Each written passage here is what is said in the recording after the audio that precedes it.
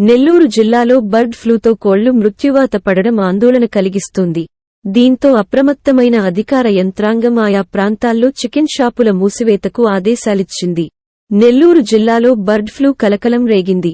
జిల్లాలోని పలు ప్రాంతాల్లో బర్డ్ ఫ్లూతో వేల సంఖ్యలో కోళ్లు మృత్యువాత పడ్డాయి. దీంతో పశు సంవర్ధక శాఖ అధికారులు, యంత్రాంగం అప్రమత్తమయ్యారు. కోళ్లకు సంబంధించిన శాంపిల్స్ ను భోపాల్లోని టెస్టింగ్ కేంద్రానికి పంపించారు. నెల్లూరులోని చాటగుట్ల, గుమ్మళ్లదిబ్బలో వేలాది కోళ్లు చనిపోయాయి. వీటిని పరిశీలించిన అధికారులు బర్డ్ ఫ్లూతోనే మృతి చెందినట్లు నిర్ధారణకు వచ్చారు. కోళ్ల కళేబరాల నుంచి శాంపిల్స్ సేకరించి పరీక్షల కోసం పంపించారు.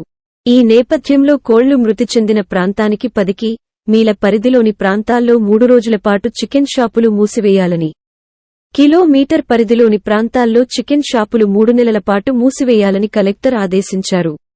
చనిపోయిన కోళ్లను భూమిలో పాతిపెట్టాలని సూచించారు. అధికార యంత్రాంగం అప్రమత్తంగా ఉండాలని, బర్డ్ ఫ్లూపై ప్రజల్లో అవగాహన కల్పించాలని నిర్దేశించారు.